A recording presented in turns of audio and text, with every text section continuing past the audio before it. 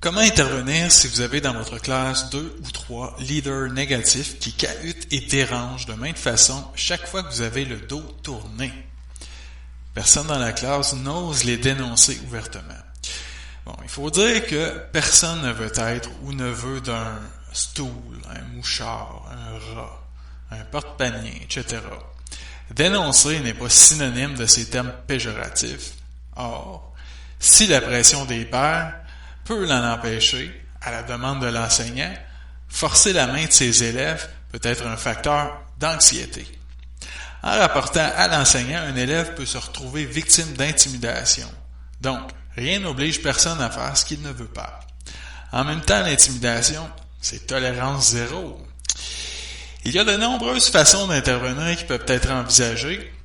Gaudreau 2017 suggère l'analogie de la main et ses 5 doigts pour soutenir un sac pesant. Le doigt de la punition est l'auriculaire, le petit doigt.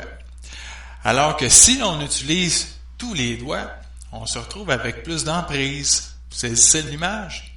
À court terme et moyen terme, on pense à ces 5 moyens pour se remémorer les interventions. La gestion des comportements d'indiscipline, c'est ici la punition. Moi, je vous propose aujourd'hui de voir le problème sous un angle différent, au sens où l'élève perturbateur peut lui aussi éprouver de l'anxiété. Donc, comment intervenir si vous savez le problème, la réponse, la solution plutôt, à long terme, comprendre. Avez-vous déjà vu ça? Moi, oui.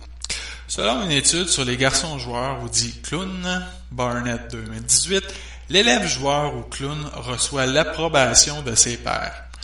De la première à la deuxième année, par contre, rendu à la troisième année, on remarque l'effet inverse. Selon l'auteur, les élèves de troisième année réfléchissent l'attitude de désapprobation d'un comportement perçu comme négatif par l'enseignant. Les conséquences anticipées de la désapprobation des pairs peuvent être problématiques au sens où elles peuvent avoir un impact sur l'estime de soi et possiblement affecter négativement le développement social et scolaire. Pour être politiquement correct, on observe chez ces enfants une tendance à être plus individualiste, spontané et à moins chercher à plaire aux enseignants et adultes qu'à leurs pairs. Barnett met en garde que si l'attitude des pairs est réfléchie par la désapprobation perçue comme négative par l'enseignant, qu'il serait important de distinguer s'il s'agit pour l'enfant d'un problème de conduite ou d'une attente comportementale trop stricte.